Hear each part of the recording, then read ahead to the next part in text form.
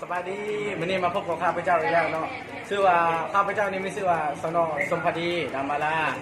อายุนี่3 ปีปีนี้วันนี้ข้าน้อยสิมาสัมภาษณ์ในการสอบสิ่งภาคเรียนหนึ่งเกี่ยวกับบรรดานักเรียนของในห้องม.2วันนี้มาสัมภาษณ์กับสนพรสวรรค์ครับสบายดีวันนี้มี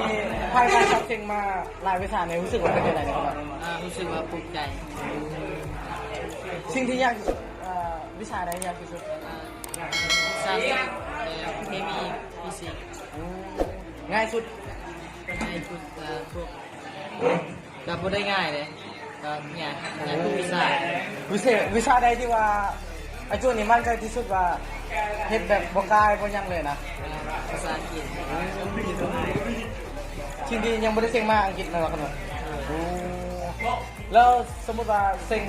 เพื่อนหนึ่งอะไรท่านไปไซต์หรือว่าที่ต่อไปลองเอาภาษาอังกฤษผ่านการสัมผัสเพิ่นมานี่เพิ่นรู้สึกว่าการเซ็งของเพิ่นนี่รู้สึกว่าภูมิใจครับในการเซ็งแล้วก็วิชาที่เพิ่นถนัดที่สุดแม่นอังกฤษ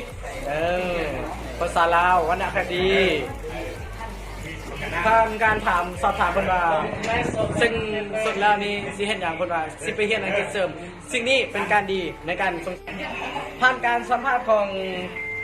สนพรสวรรค์มาเมื่อกี้นี้คือว่ารู้สึกเพิ่นมีความเก่งอังกฤษหลายมื้อนี้คณะสิมาสัมภาษณ์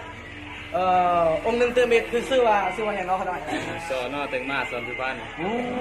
ผ่านการสิ่งมาเนี่ยรู้สึกว่าเป็นจังได๋คณะการู้สึกว่ามันก็ผ่านมาหลายวิชาก็เจ็บปวดน้อยนึงนะก็อันผ่านมาก็เซ็งมาได้หลายแล้วก็เยียบตัวมื้อนี้เป็นวิชาสุดมื้อนี้เป็นมื้อสุดท้ายแล้วก็เห็นนักเรียนทุกคนก็มีความตั้งใจแน่เริ่มอาจุนี่มาจากแขวงไหนเมืองไหนบ้านนายอนเมืองอาสะพรแขวงสมณเขตมาได้2 ปีแล้วเป็นคนผู้ไทยผู้ไทยเป็นคนผู้ไทยพี่น้องผมละเอียดกัดคอนเฮิร์นเพราะว่ามื้อนี้ก็มีแบบเจี๊ยบฟ้าเฮิร์นนะแบบว่าตัวนักเรียนแต่ละคนมีความตั้งใจแน่เพราะว่าเป็นมื้อสุดท้ายแล้วเพราะมื้ออื่นเฮาก็ไม่ได้มากขอพบเจอเนาะที่การสัมภาษณ์วันนี้ผ่านการสัมภาษณ์ของผู้ที่2นี่ถือว่าโอเคสุดยอดแล้วเพิ่นก็เป็นคนที่มาจากสวรรค์เขตบ้านนายอนเมืองอัสสะพรเพิ่นเป็นคนชนเผ่าผู้ไทยขอจบการสัมภาษณ์